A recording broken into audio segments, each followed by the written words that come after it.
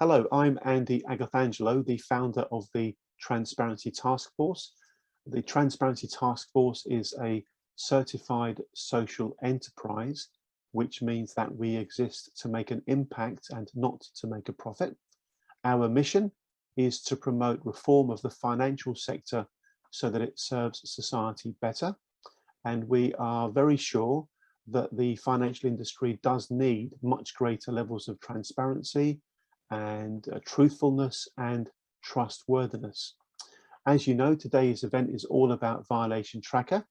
I came across Violation Tracker just under a year ago and was remarkably impressed with it. I found it to be full of highly credible data, rich with detail, very user-friendly, easy to search, and free. You know, what's not to like?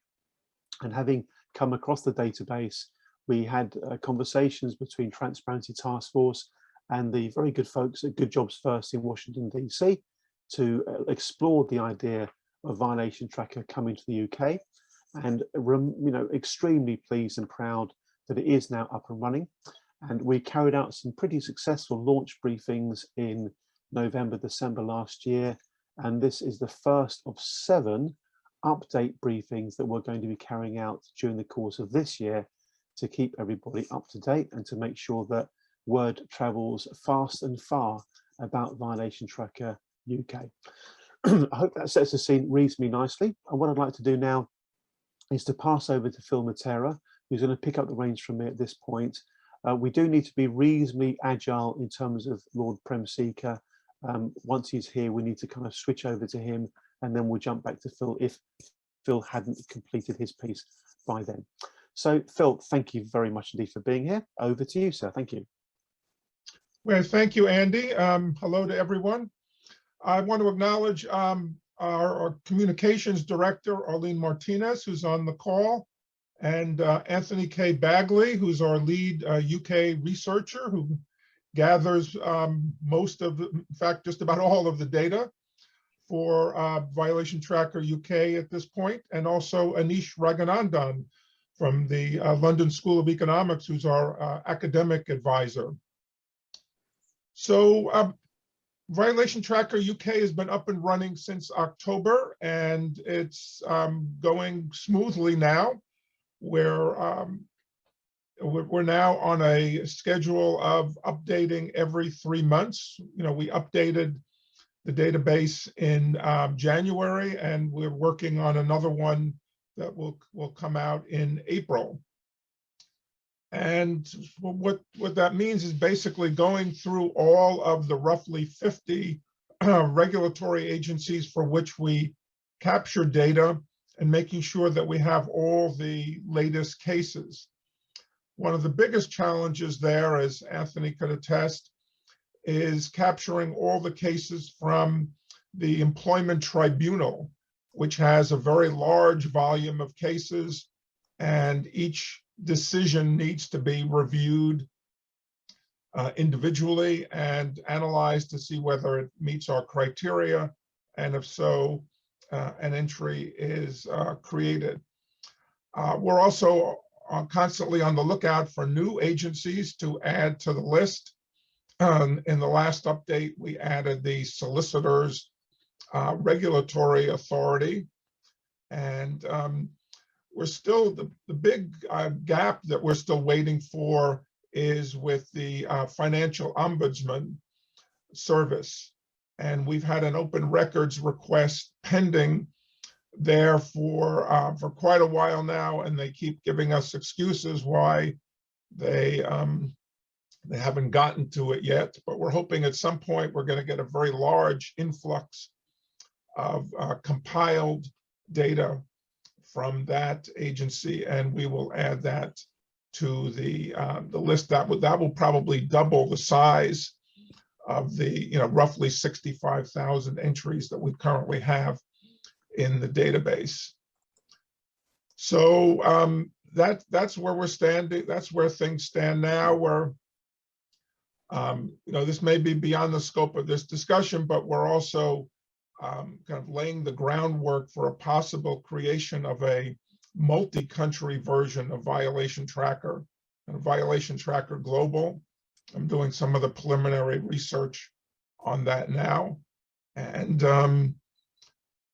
that poses some other challenges, not only linguistic challenges, but institutional challenges in the different ways that countries handle different kinds of regulatory violations. But we're hoping at some point we may be able to overcome those obstacles and expand the scope of Violation Tracker even further. So I think I'll stop there. And when there's time for questions, I can amplify any of these issues. Thank you. Thank you very much indeed, Phil. Thank you. That's got things moving very, very nicely. Pleased to say that Lord Prem-Seeger has been able to join us despite the no doubt rather turbulent day in Parliament that he and other parliamentarians will be having for very, very sad and very, very obvious reasons. Lord Prem-Seeger has been a wonderful supporter of Violation Tracker since the idea of it coming to the UK was first, being discussed. And pleased to say that Prem's support has been ongoing and consistent. And also Prem has made very good use of the data quite recently in relation to a particular matter. So what I would like to do now is simply invite Prem to pick up from here and give some general thoughts that he has about Violation Tracker, how he's used it recently, and whatever else he might wish to cover as well. Prem, over to you. Thank you very much. Well, thank you, Andy, and good afternoon, everyone. And it's a pleasure to join this august company. Yeah, what happened earlier in the week was that there was it's a worldwide reported, there was a leak related as the Credit Suisse leak, and the Guardian newspaper in the UK was part of the syndicate which handled a massive dump of data from a whistleblower. And there are other organizations which are sharing it as well. There will be a series of newspaper articles, and they asked me a question. The question was, what can we do about this kind of predatory behavior, which is ongoing, and why is it that these organizations continue to get away with it? So I wrote about an 800-word article, which is what they asked me to do. And as part of that, I use the data from Violation Tracker. If my memory serves me right, Credit Suisse had about 47 fines in the US, adding up to about $10.9 billion for predatory practices. And in the UK, I think they had about 4 violations, and they paid about £300 million. So I put that data in, and that was very helpful to make the point that Credit Suisse is a serial offender. But the more interesting thoughts that occurred to me as I was looking at that data, though I couldn't express those thoughts in the 800 words given to me, was that if $10.9 billion does not deter an organization, nothing is going to. In other words, fines are just being treated as part of the cost of doing business, and most likely they are just passed over to the customers in various ways as well. So those thoughts kind of entered my mind as I was looking at the data. And of course, 47 violations. Imagine somebody getting 47 citations on your driving license. Well, you're done for, you're finished, you're shut down, you can't get down on the road anymore. But these people are still going, and they still have friends in high places. And inevitably, the fact that they continue, in some senses, is an indication of political corruption in our world as well. So these organizations, some might say, perhaps they're too big to jail. Well, they may be too big to jail, but that then poses questions about what do our regulatory agencies get up to. So there were lots of thoughts which came to my mind, and they primarily came to my mind mainly because of the data in the Violation Tracker, really. And I did speak to a couple of journalists who were handling the edit of my piece, and I did draw their attention to the Violation Tracker, and they may well be using it in the future. So it's a wonderful tool, great tool, And I think it, if you want to make it global, that would be even better. But obviously, I appreciate the effort and the cost involved in it. So from me, well done to everybody who's been involved with it. Prem, thank you very, very much indeed. I'm going to share my screen, if I may, just to show everybody the article that Prem has just been referring to, and I'll put a link to it in the chat. It really is a very good piece. It really is a very good piece, and it's wonderful to know. It's wonderful to know that the violation tracker data was used to get this message, to help to get this message across. And from my personal point of view, there it is, just there. The yeah, indeed. 2 links built in there, just there. There we The go. second paragraph, yeah. Yeah. It's wonderful to know that the data is being used so effectively to help get the message across there. So I'll put a link to this article into the chat in a moment. You can have a look at that later on if you wish to do so. And I do highly recommend you read the article. I think Prem is bang on the money. I think this kind of how can I put it? This kind of nonchalant way in which the financial industry is being regulated is so cause for concern that we really do have to wonder whether there may be, wholly inappropriate and unacceptable influence of the financial system by powerful forces, frankly, within government. That, to my mind, is where the evidence is taking the narrative. And if we didn't have the data, it would be difficult to make that point without sounding silly. But the harsh reality is that the data tells us there really is something quite egregious about the workings of the financial industry. And just in case you haven't seen this before, I'm going to show you one particular search that I very frequently do, which is this. Let me share my screen once again here. Share screen. And basically what we've got here is the homepage where you do the searching. There are some pre-organized summaries. So you click onto the other summaries here. And one of the ones you can do is to go to parent industry totals.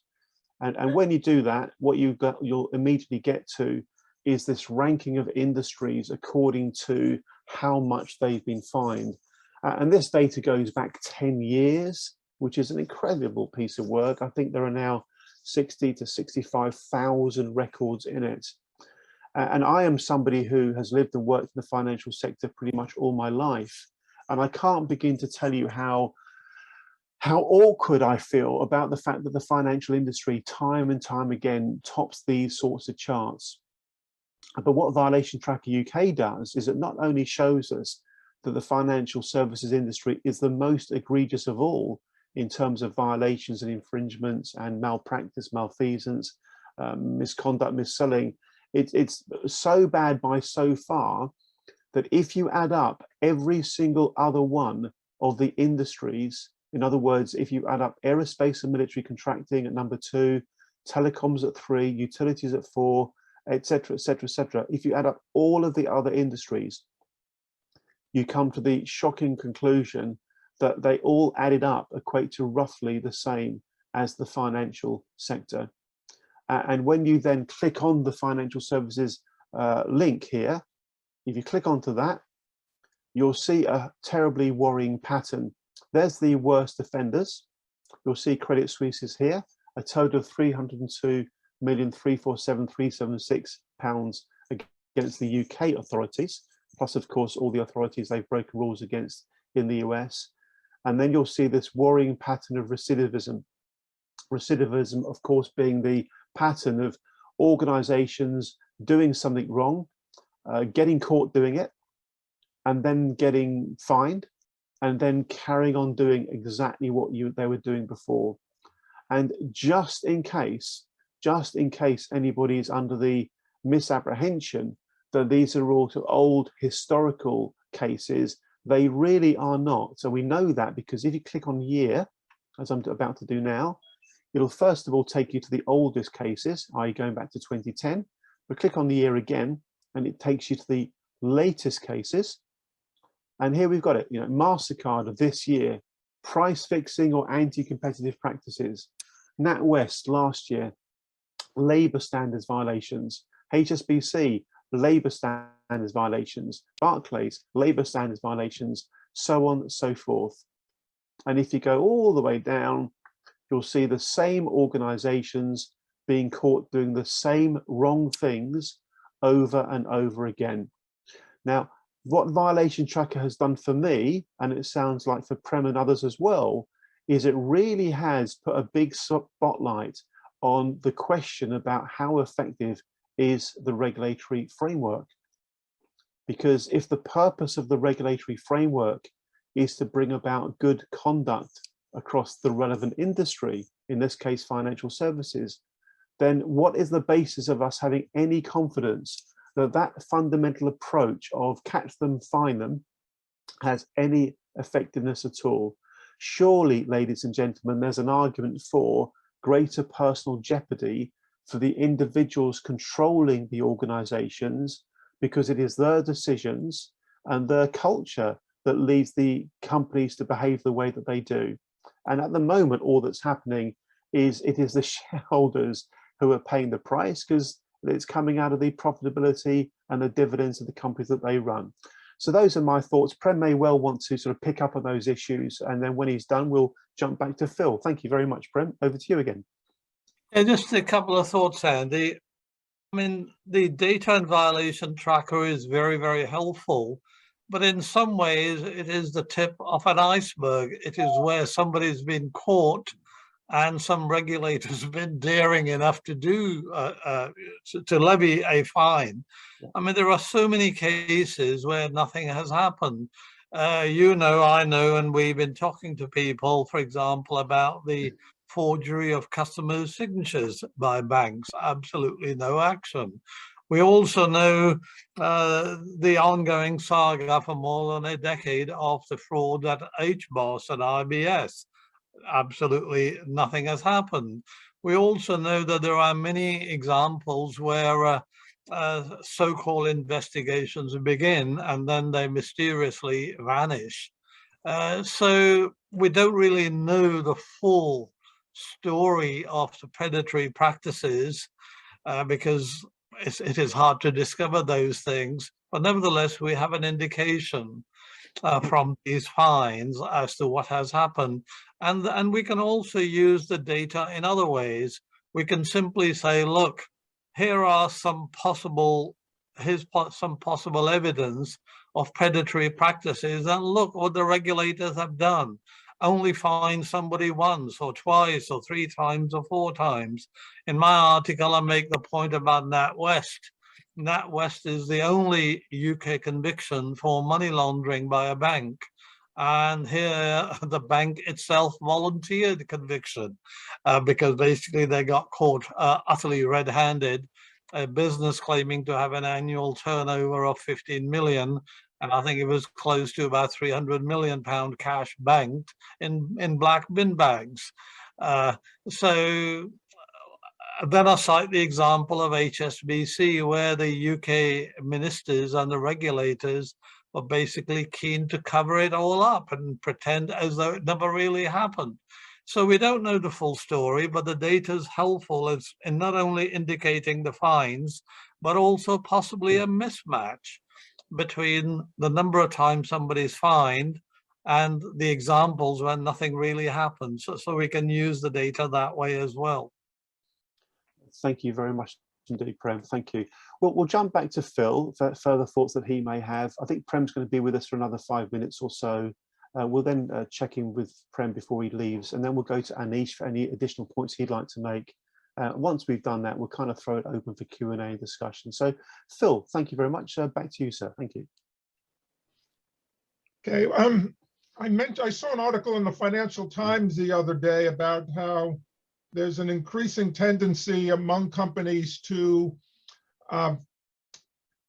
determine the compensation of chief executives in part by their environmental and social goals, their success in achieving environmental and social goals. And it struck me that that these chief executives are kind of being given credit for positive things, but they're not really being penalized for the negative things.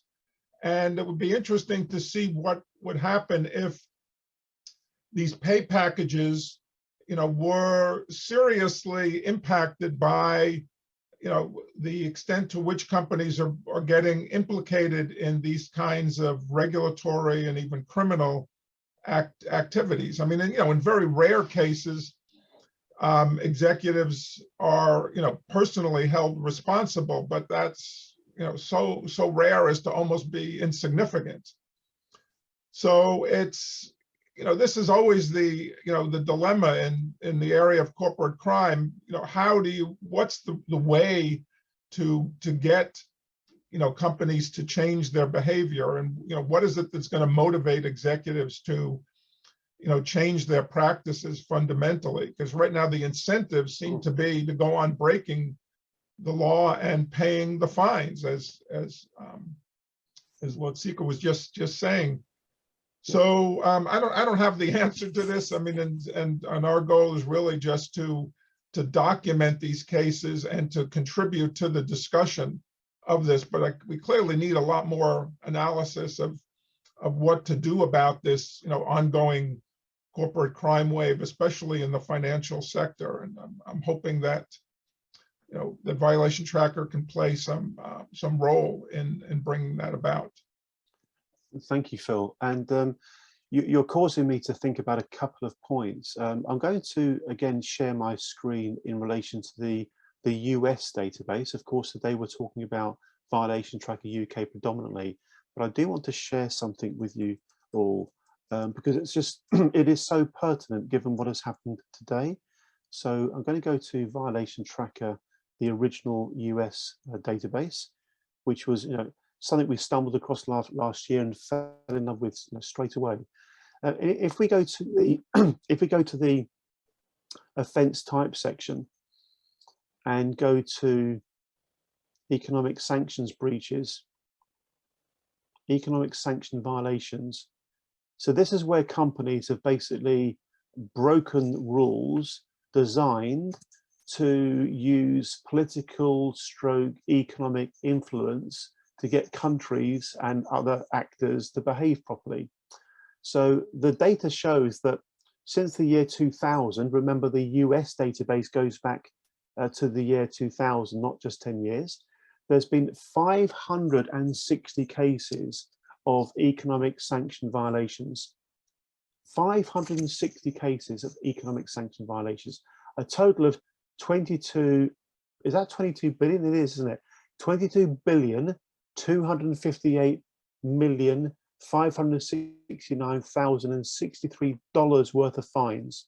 And please always remember the point that Prem made. What's the data is probably just perhaps a tip of an iceberg.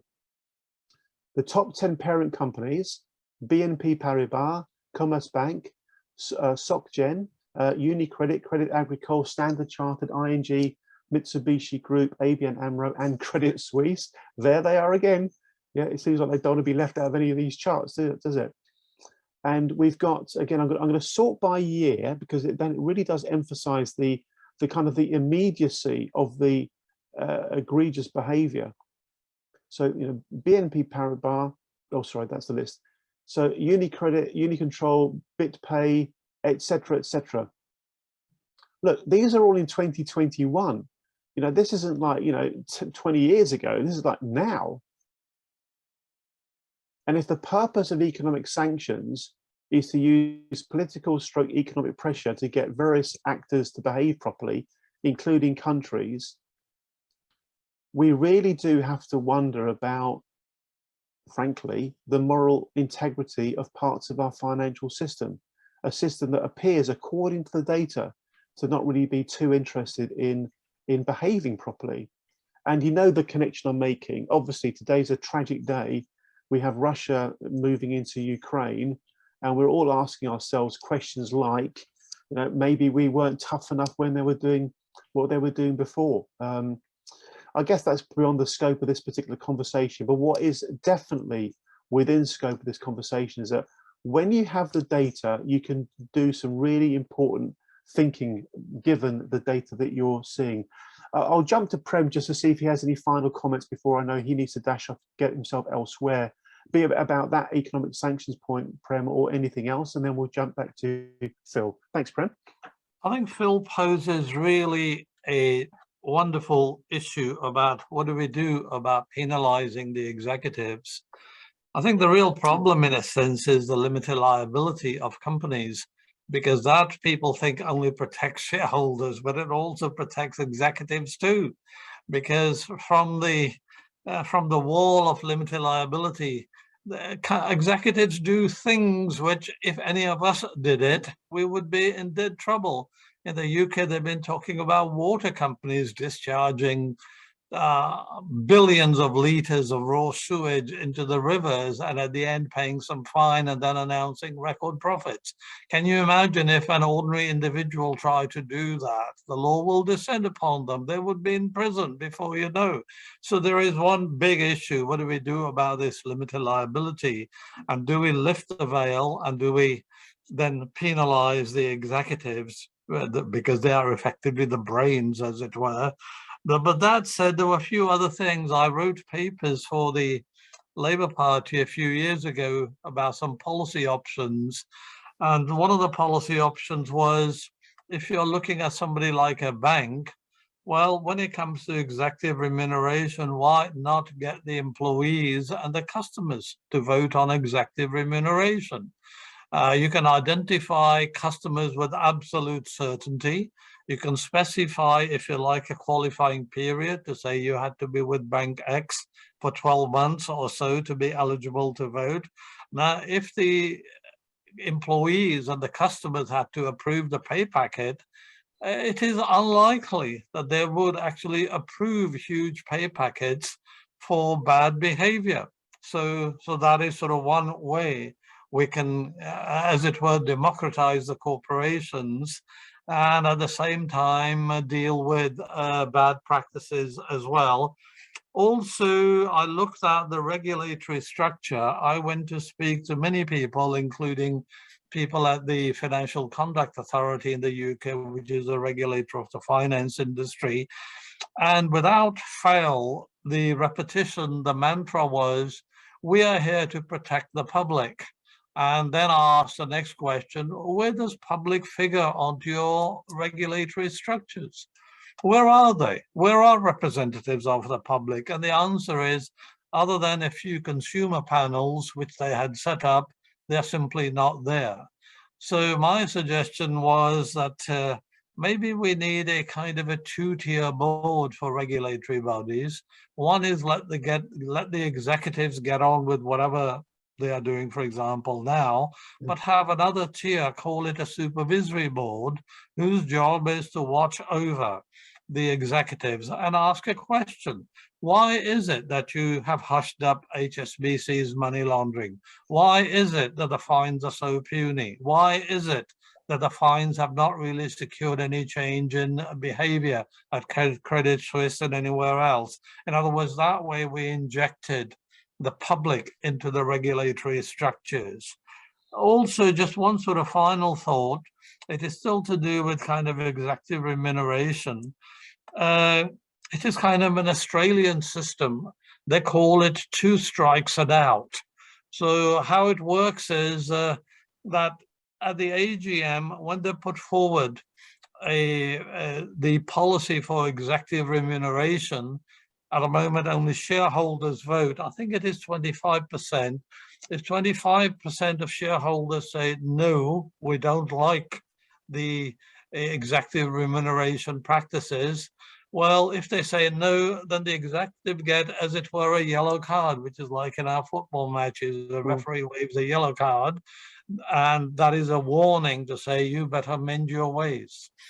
And if the next year the same happens again, then a red card is waved.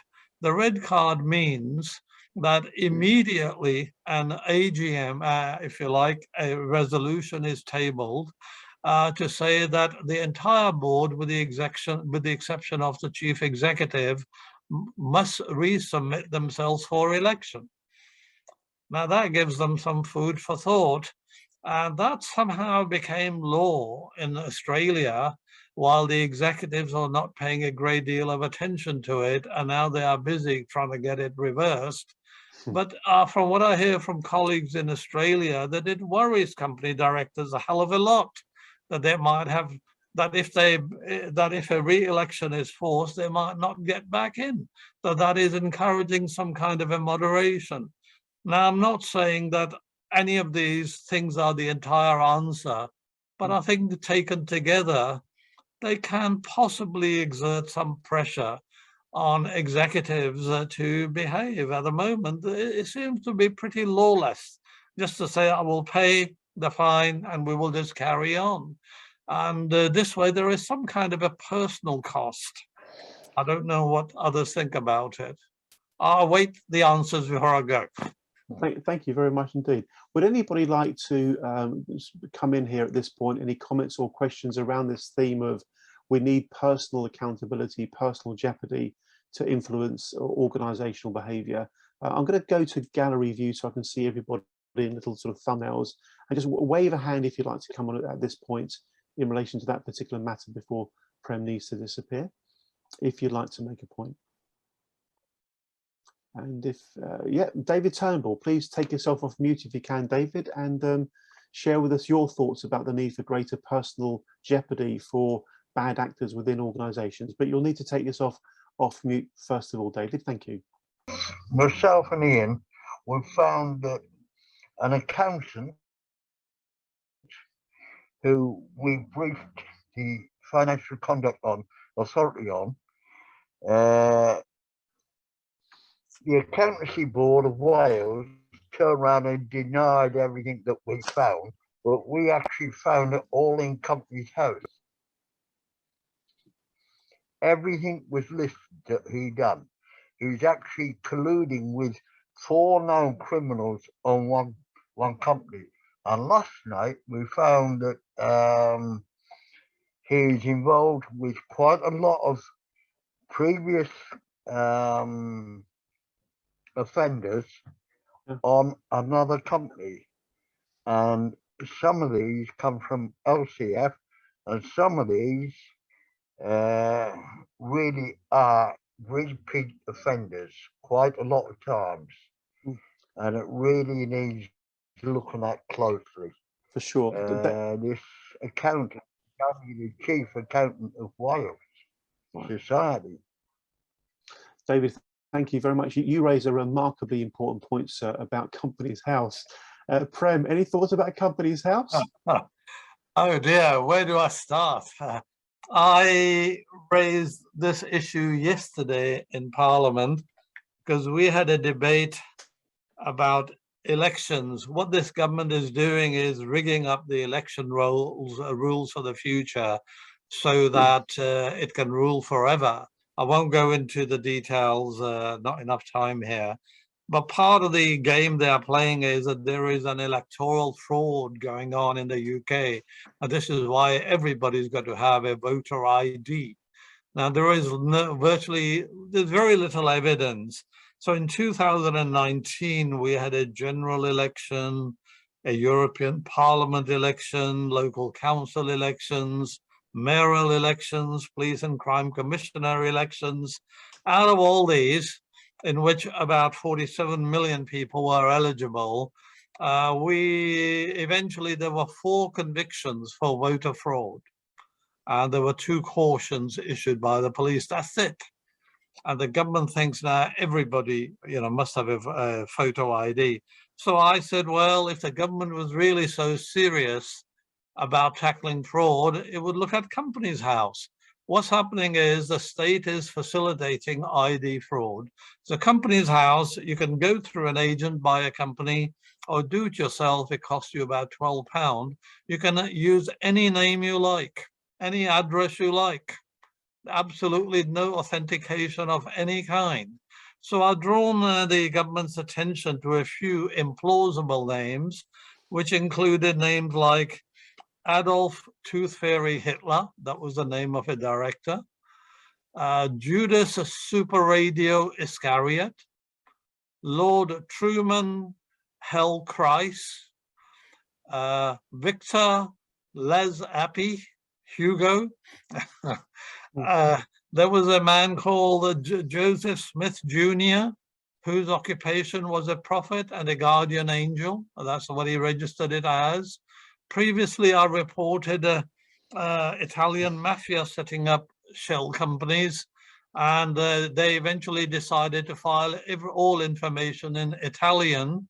And if you translate it into English, that would mean that the person has given his name as, he said, my name is the chicken thief, occupation, fraudster, address, street of 40 thieves, town of Alibaba in Italy. And all these are real examples. I even, one day, I decided to put the name of a known convicted mafia criminals onto the Companies House website, and out popped the bank. It was called Business Bank Italy Limited. It had a website offering wealth management services. So the state here in the UK is providing a certificate of incorporation to any crook. And with that, they can go and open a bank account and connect with the world's financial system. Absolutely no check of any kind is made. And the government's been tackled regularly since I've been giving these examples in Parliament. And their response is, well, we will bring legislation. Well, when the hell are you going to bring it? No commitment, absolutely nothing. So the UK state is directly aiding false IDs and is providing certificates of incorporation. Now, the government does not say why, but my sense is it's kind of a torn. At one level, it wants to tell the world we are open for business, come here, form a company. At another level, oh, we are fighting white collar crime. Absolutely no chance. So through COVID, the government has lost billions of pounds. Again, I've spoken about that in the House. You can check my speeches. I have a page to myself on the House of Lords. You can find the appropriate thing and click. And they have no answer. They're written off probably about £33 billion in total so far. They just, they're not in control of these things. And when it came to COVID loans, they even failed to perform the very basic tests. So lots of companies, I helped Bloomberg to look at this. They got on to me and said, can you help us to look at some data? So there were companies which were formed just 2 days earlier, and then they put in an application for a COVID loan, and they got it. And there were companies which were dormant, absolutely never ever traded, and just got the money. And the government is now busy chasing these companies. Even if they catch up with the real person in the UK, suppose that person is prosecuted, utterly disqualified for the rest of their life from being a director. That does not mean they can't form a company. Okay. And the other thing is, if you're disqualified from acting as a director, it is a kind of self-policing. You must not apply. Nobody checks. And even if you want to comply with that, you can go and change your name by deed poll. And I got examples. Somebody goes and changes their name by deed poll, and they now have an entirely different name and they're back in circulation. So UK has no chance whatsoever of tackling money laundering, white collar crime, because its basic structures are incredibly weak. Okay. And I'll make that point, and even the Conservative peers who are supposedly my opponents in the House and I joining in this after I've given a few examples. And our regulators are pretty useless. The FCA, could be going after. FCA did not know that there was this Business Bank Italy Limited. And I wrote an article about it in the Guardian a few years ago. If you want to know more, just put in my name in Google, followed by the Business Bank Italy Limited, and you can see what happened. Prem, thank you very much indeed for bringing such powerful commentary to what we've been discussing today. I know you need to shoot off shortly, so can we please take the opportunity of showing our appreciation to Prem for taking some time out of a very, very busy schedule today. Thank you very much indeed, Prem. That's great. Thank you. Thanks, everyone. Thanks. Thank you very much indeed. See you next time. Thank you. Bye. Let's jump back to Phil, and then perhaps Anish would like to come in. And Hugh's been putting some interesting points into the chat as well around this idea of directors' conduct. Phil, back to you, please. Thank you. Well, I don't have anything immediate to say, so if we want to pass it off to Anish now, it's fine. Okay, thank you. Anish, to you. Yeah, I don't have all that much to say either, honestly, other than that, I'll beat the usual drum of, we talk a lot about holding companies accountable.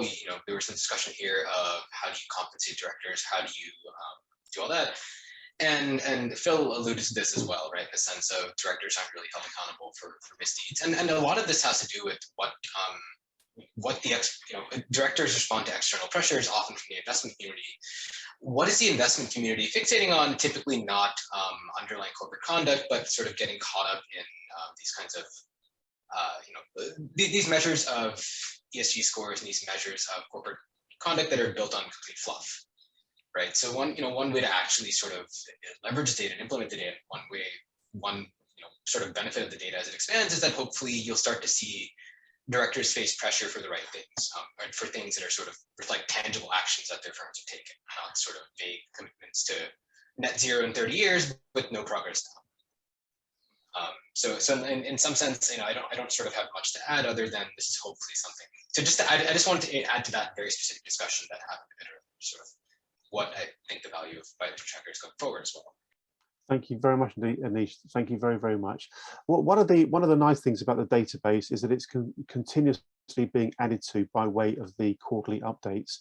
And I'm going to share my screen, folks, and just share with you the press release that came out on the 27th of January, courtesy of Ali Martinez, who we're very pleased to see is with us today. So this is about the very first Violation Tracker UK update. As you can see, the headline is Violation Tracker UK documents latest 2,500 corporate misdeeds. And when you read the narrative, it basically talks about the fact that again, the financial sector has kind of led the way in terms of the update. I'll just read out those couple of lines if you can't see it yourself. Violation Tracker UK, which the public can use free of charge, is produced by a team of UK and US researchers led by Corporate Research Projects of Good Job First, a Washington DC based non-government organization which provides a similar research tool to the United States. It goes on to say major banks account for most of the largest newly reported penalties.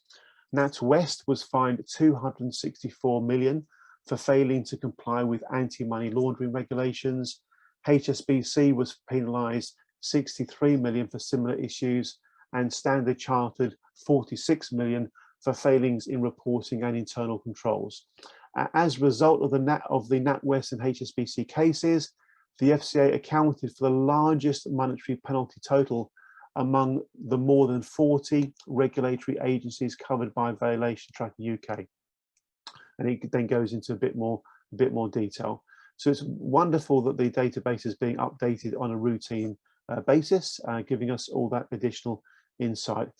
I'm going to invite, if I may, Hugh, to elaborate on a point you put in the chat a while ago that I thought was really interesting. Hugh, sticking with this theme of sort of personal accountability for the directors, you put a note in the chat a while ago, which was the law does make provision for D&O being able to be held responsible.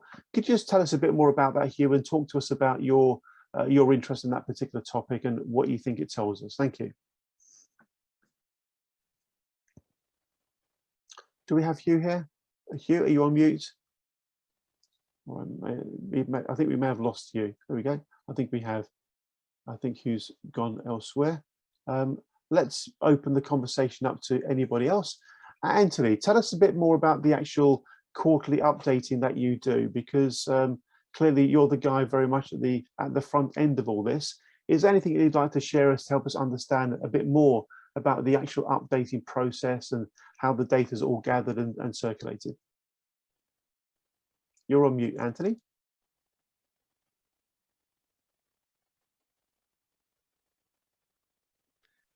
There we go. Spacebar wouldn't turn it off. Right. Well, well, that's unexpected. Well, we go through the list and look for the updated update all the new data. If there's any large penalties from the FCA or the Serious Fraud Office, we have a system for putting them on earlier than the quarterly update. As for that, it's a lot.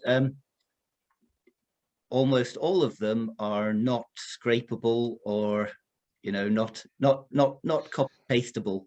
So we end up checking a lot of records individually. But at the moment, it seems as though it takes about 20-30 hours a month, about 20-30 hours a month of records are posted. And there's a we constantly get recommendations and advice about new agencies that we've overlooked, or agencies that are now putting their records online in a form that can be used by the public, which is good. I don't know if it was mentioned, the Gambling Commission. The director of the Gambling Commission provided us with all of their data to fill in some gaps, which is so it's all at the moment it's all going well. What I would prefer is easier to access data. Right. Obviously. Right. Personally, okay, my actual professional insight is I've looked at probably about 400 or so web-based databases during my few years on this project and the preceding project, and it is amazing that there is no standard system for putting your records or information on the internet. It looks far too often. It looks as though somebody, whoever at the organization has learned some HTML back in college is in charge of writing the database. What difference would it or could it make if there was a degree of standardization in terms of collating and using all this data that's out there, from your point of view, Anthony? First of all, it would make me mostly obsolete, so I shouldn't really complain too much. Of course, an awful lot of data, the data as it stands, could be machine read in the long term, thus basically making our database an automated process. We're a long way from that at the moment. I don't think I'll be replaced by a spreadsheet or an AI. Not just yet.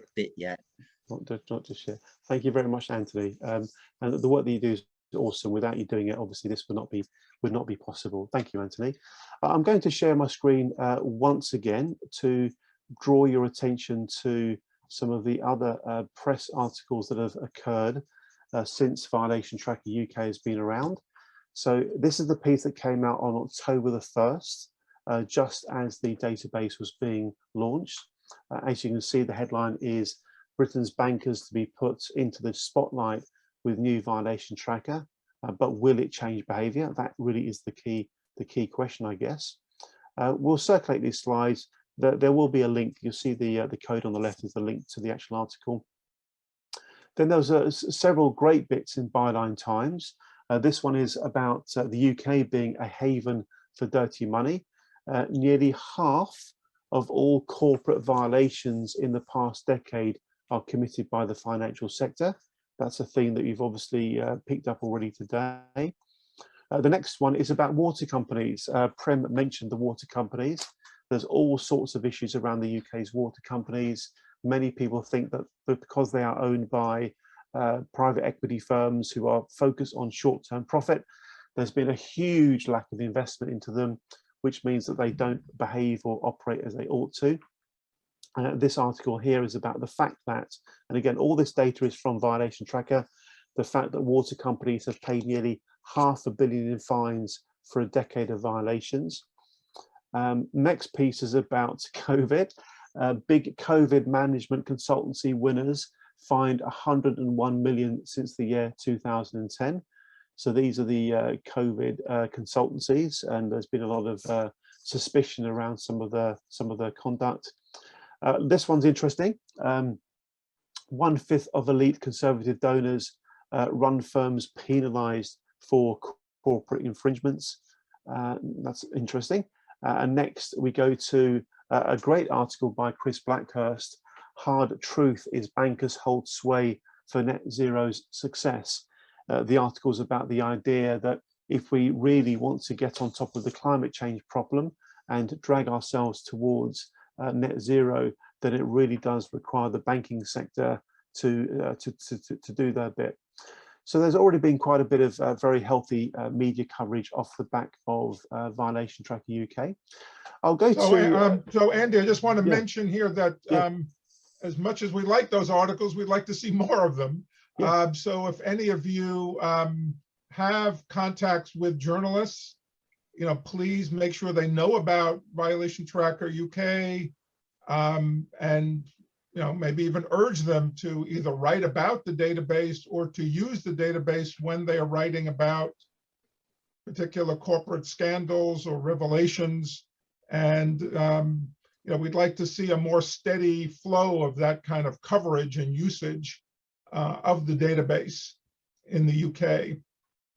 We would also like the data to be used more by NGOs. We've reached out to a number of them. We have some of them on our advisory group, but we'd like to work more with them to do, we call mashups, sometimes where we combine our data with another data set to do an analysis or to reach certain conclusions. So we're certainly open to working with all kinds of groups to make our data useful in pursuing certain kinds of policy objectives. So we're hoping that any of you who like what you've seen here will help to spread the word and give us more contacts and visibility. Thank you very much indeed, Phil. Thank you. Again, I'll go to gallery view so I can see you all in little thumbnails, and just wave a hand at me if you'd like to comment at this point with anything that you'd like to share. Otherwise, we can start bringing proceedings to a close. It looks like we're all good. Arlene, is there anything you'd like to chip in at this point, if you'd like to? No, just to second what Phil just said. So we're eager to get the word out about Violation Tracker and work with anyone, anytime. Very, very good. Thank you very much. In which case, if there aren't any further questions or comments, we'll bring the session to a close. Thank you very much indeed for attending the first Violation Tracker UK update briefing. We have 6 others during the course of this year. Pop in and check it out from time to time if you'd like to do that. And of course, the most important thing is make use of the data yourselves in some constructive way. On that note, we'll wrap it up there. Thank you very much indeed, Phil and Anish and everyone that's contributed today. It's been great to have you here. It's been a pleasure to host the session. Thank you. Cheerio. Bye-bye. Bye-bye.